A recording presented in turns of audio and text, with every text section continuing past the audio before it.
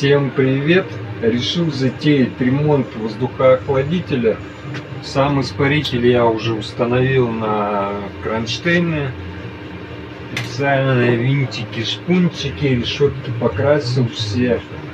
Боковинки из металла загнул, в общем, перекрасил нижний поддон самого воздухоохладителя. Так что сейчас будем собирать. Смотрите дальше.